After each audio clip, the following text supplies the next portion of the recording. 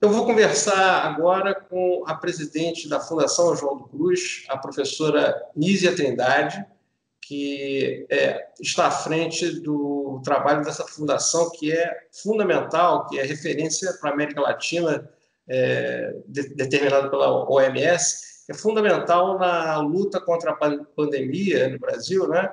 Então, à frente da Fiocruz está a doutora Nízia. E, apesar do importante trabalho que a Fiocruz faz há muitos anos, né, na pesquisa de ponta, na vanguarda, eu vou começar conversando com a professora Nízia sobre os ataques que pesquisadores da Fiocruz e de outras instituições sofreram recentemente por conta de uma pesquisa que está sendo feita sobre um dos medicamentos, que é a cloroquina. Professora, como é que a senhora viu esses ataques? O que a senhora atribui esse tipo de ataque absurdo aos pesquisadores? Eu vejo esse ataque como um ataque não só aos pesquisadores, mas um ataque a toda a ciência.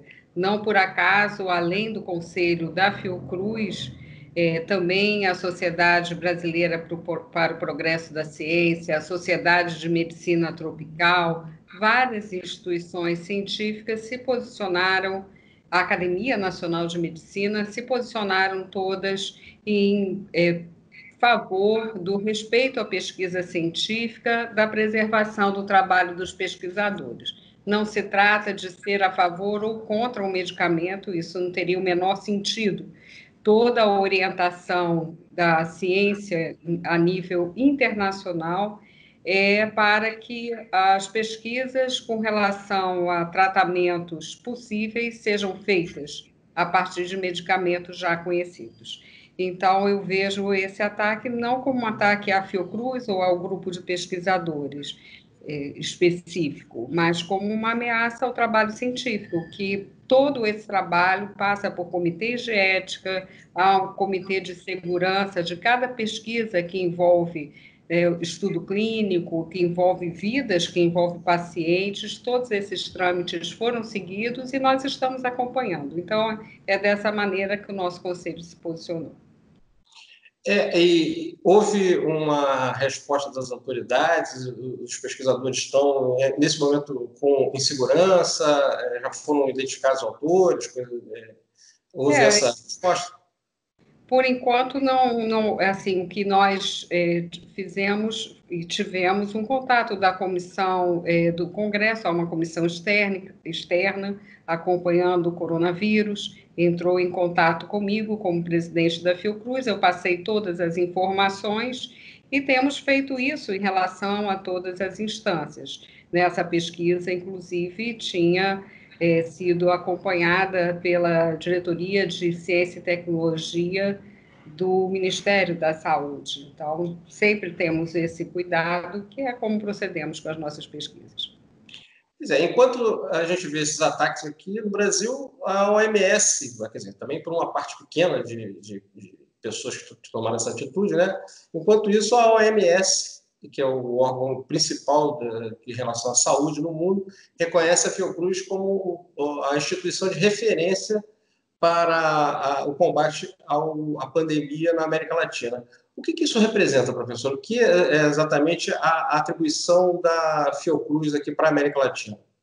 Isso representa um reconhecimento muito importante, especificamente ao nosso laboratório de vírus respiratórios sarampo, vinculado ao Instituto Oswaldo Cruz, que é um dos nossos institutos mais tradicionais na pesquisa biomédica, e além desse laboratório, também o laboratório no México foi reconhecido, e esse reconhecimento significa que o laboratório, além da análise de amostras, né, de material coletado para a identificação do vírus, que foi esse laboratório que fez esse trabalho no Brasil, ele é uma referência não só para o Brasil agora, mas para toda a América Latina, no sentido dos melhores protocolos, da formação das equipes, de ter um componente de pesquisa que ajude todo o acompanhamento da pandemia do coronavírus e que vai ser muito importante para o pós-pandemia também.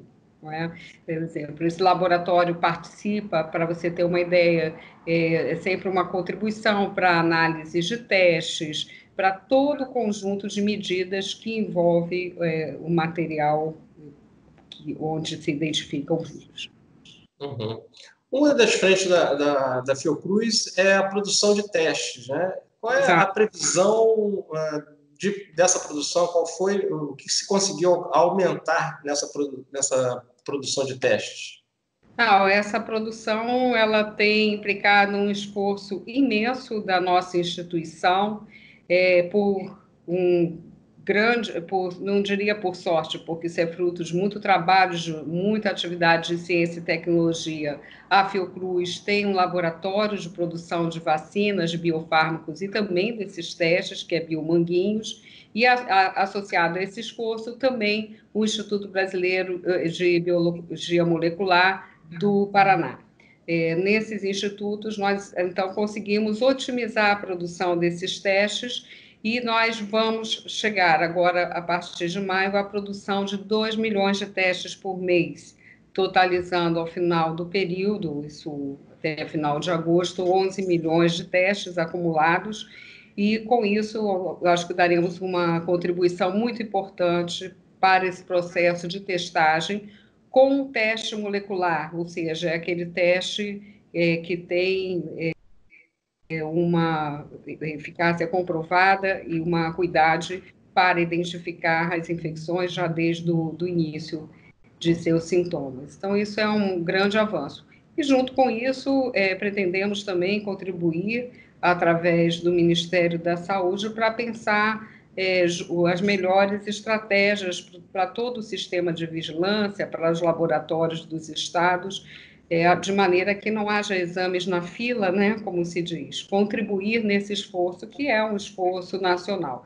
Temos também trabalhado muito com os conselhos de secretários estaduais de saúde, conselhos municipais de saúde e com os laboratórios centrais dos estados. É essa rede, né, que forma a grande vigilância no Brasil. E a pandemia coloca um desafio maior, porque não bastam as ações regulares, de fato um esforço imenso, né? Temos que ser mais rápidos que o vírus, o que é um desafio e tanto. Uhum. Além dos testes, quais são as pesquisas prioritárias com relação à pandemia nesse momento que estão em desenvolvimento na Fiocruz? Nós temos realizado um conjunto de pesquisas que vão desde pesquisas ligadas ao vírus, respostas imunológicas, também modelagem epidemiológica, modelagem matemática para entendermos como o vírus poderá vir a se comportar no Brasil, estudos de cenários, não é? Então, eu diria que sim, todos os conhecimentos precisam se reunir nesse momento. A imunologia, a virologia, a epidemiologia e a saúde pública, porque essa pandemia, com a sua velocidade de transmissão, coloca em xeque os sistemas de saúde de todo o mundo, né? E, nesse momento, nós estamos justamente lançando um edital de pesquisa dentro do nosso programa Inova Fiocruz, que se volta para responder perguntas que ainda não foram respondidas e que são fundamentais sobre a doença, o comportamento do vírus e também o comportamento do sistema de saúde e, ao mesmo tempo, também produtos imediatos, né? Intensificação de estudos clínicos, novos protocolos para tratamento, né, uma série de ações importantes para que nós possamos contribuir como instituição de ciência frente a essa pandemia. Professora, na testagem dos possíveis remédios que já existem e que façam efeito para o coronavírus, contra o coronavírus, como é que está esse cenário? Tem algum progresso? Certamente a maior expectativa de todos é saber se existe já algum remédio que possa ser usado com algum sucesso. Isso, as pesquisas vão a pouco comprovando ou não. Como é que está isso? Tem algum resultado animador?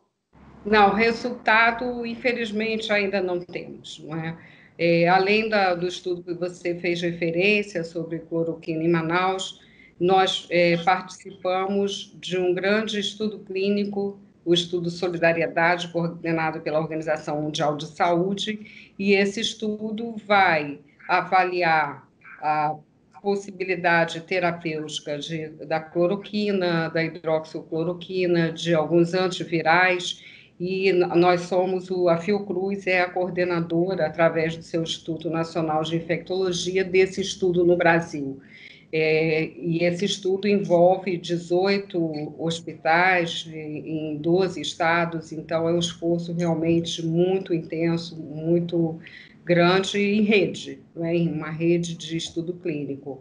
Não há respostas imediatas, infelizmente, nós gostaríamos já dizer, né, para a população, esse medicamento é o melhor, essa vacina é a melhor.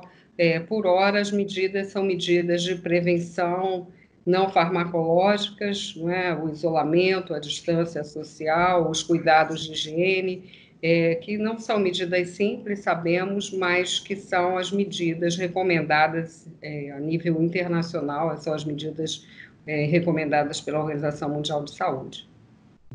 E quanto a vacinas, a senhora falou aí na pesquisa, tanto de remédios, da eficácia dos remédios, quanto na possibilidade de uma nova vacina que ainda não existe. Empresas americanas já estão dando conta de que é possível que lá acelerem o processo de pesquisa e cheguem ao início do ano que vem a uma vacina. Por aqui, como é que andam as perspectivas?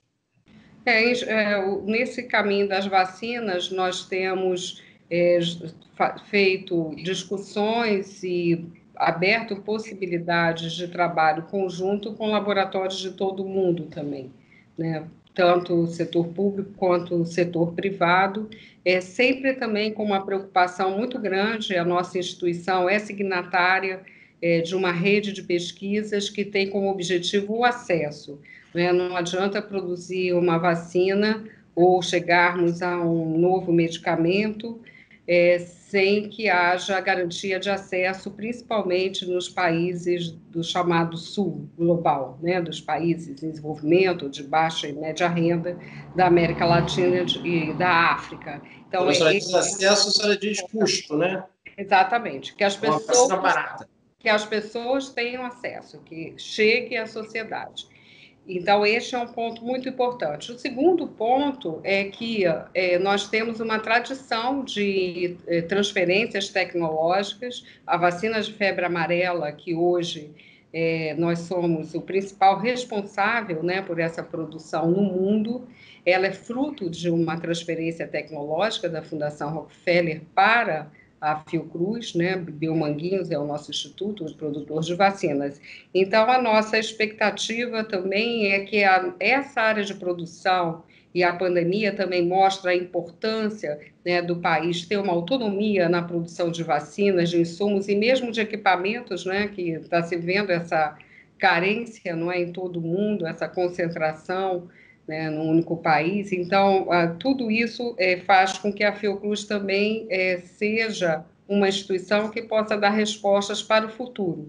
Para isso, nós temos um importante projeto, que é um complexo biotecnológico em Santa Cruz, aumentando a nossa capacidade de vacinas. Então, nós temos a resposta imediata à pandemia, mas nós temos que pensar nos passos seguintes. Para a epidemia da Covid-19 e também para outras doenças que, infelizmente, o mundo continuará a conviver, né? E isso nos leva também a toda uma consideração sobre a relação das sociedades com o ambiente, modelos de desenvolvimento, né? Nunca podemos olhar de uma forma isolada para esses fatores. Ou seja, depois do coronavírus, outras viroses vão surgir.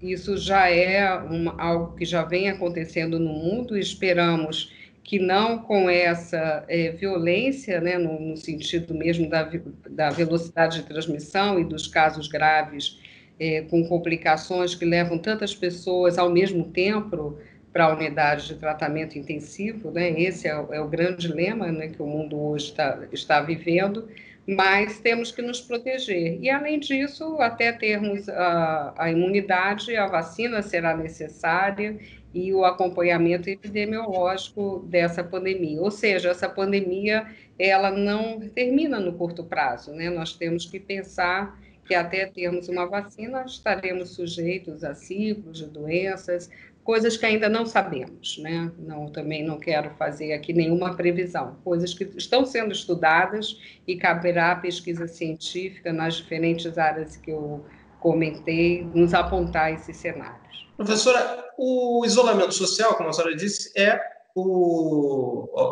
a estratégia preconizada por todas as autoridades, praticamente todas as autoridades de saúde do mundo.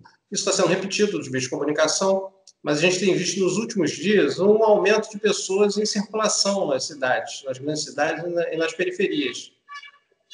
Como a senhora vê, por que motivo esse aumento? Por que não está fazendo efeito essa mensagem para que as pessoas fiquem em casa? Ou pelo menos não está fazendo o efeito que seria necessário para aumentar essa adesão ao isolamento?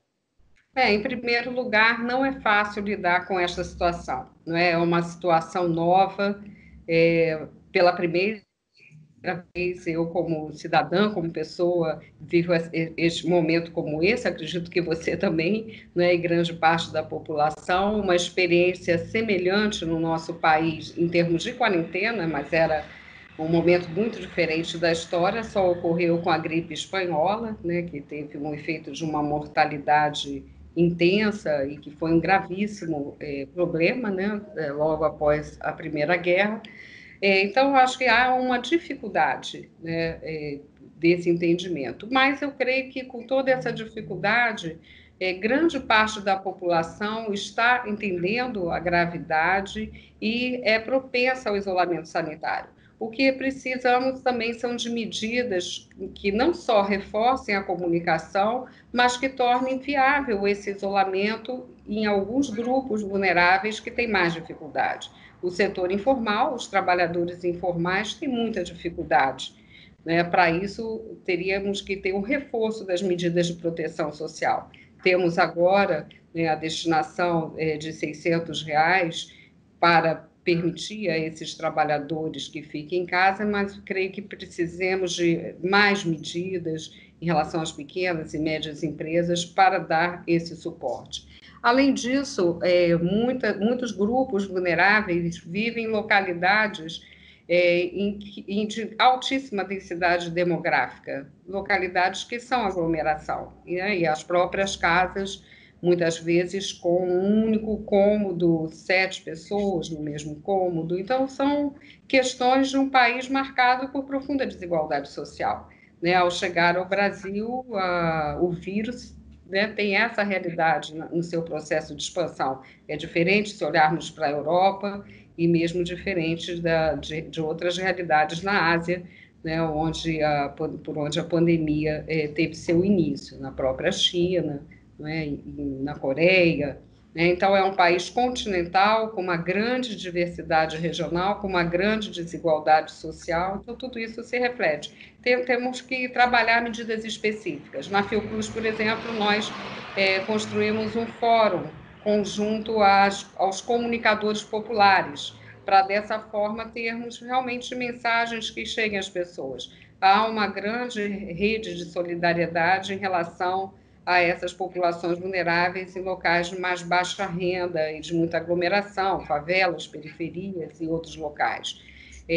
Então, tem que pensar junto com essas populações e com as suas lideranças as melhores medidas. Não é? Essa questão tem sido trabalhada todo o tempo, né? Inclusive nos meios de comunicação, mas é preciso que as pessoas tenham meios para fazer esse isolamento. Né? Eu acho que creio que essa seja uma das tarefas mais urgentes, e há um conjunto de instituições dedicadas a isso, ao lado de lideranças, não é, dessas localidades, porque só eles mesmos conhecem essa realidade e podem fazer essa mensagem chegar. Né? A Fiocruz está também pesquisando já o momento seguinte, de saída do isolamento social quando chegar a hora, quando for possível isso. Qual é a forma, já se sabe qual é a forma mais segura de flexibilizar esse isolamento social? Não, isso ainda está em discussão. Eu mesma participo do Fórum de Líderes Globais de Saúde da Organização Mundial de Saúde, onde esse debate está se realizando neste momento. O que é muito claro é que essa saída terá que ser gradual, vai ser muito importante o controle dos casos, né, o controle também da oferta de leitos para que se possa, né, encaminhar os pacientes graves, mas também não basta apenas ter os leitos disponíveis, é muito importante o controle através de testes, através de uma visão mesmo de como a doença vai se disseminando, ou seja, será uma fase que exigirá muita cautela e não se poderá sair, isso eu posso afirmar, da situação que temos preconizado hoje do isolamento, para um retorno pleno a atividades com aglomeração. Isso terá que ser progressivo, e isso é muito claro em todas as orientações dos estudos, até porque nós teremos pessoas ainda sujeitas à infecção e podemos ter novos ciclos da doença, o que seria bastante perigoso. Então, teremos que sair com muita cautela e com base em evidências científicas articuladas ao reforço do sistema de saúde. Será um trabalho que exigirá muita coordenação, Chico, com certeza. Né? E eu tenho certeza também que a comunidade científica, e falo não só pela Fiocruz, mas pelos colegas de todas as instituições, pelos reitores das universidades, por todos com os quais a Fiocruz vem se relacionando, secretarias de Estado de Saúde, de município, que haverá um grande esforço para que seja bem sucedido essa saída, vamos dizer assim, das medidas atuais. Ok. Eu conversei com a professora Nízia Trindade, eu agradeço a professora que é presidente da Fundação Oswaldo Cruz, que em maio completa 120 anos. Isso. E está aí no meio desse aniversário de 120 anos à frente do combate à pandemia no Brasil. Muito obrigado, professor. Nada, até faço um comentário, Chico, final, que você lembra os 120 anos, a história da Fundação Oswaldo Cruz começa exatamente com o enfrentamento de epidemias, uma era febre amarela, peste bubônica, varíola. Então, isso está na história da Fiocruz, colocar a ciência a serviço de demandas sociais prementes e de crise sanitária. Estamos cumprindo, mais uma vez, nosso papel histórico. Experiência para esse tipo de guerra, então, não falta para a Fiocruz, né? Não falta. Mas obrigado. Que a guerra é diferente. É isso. Um abraço, Chico. Obrigado. Obrigado.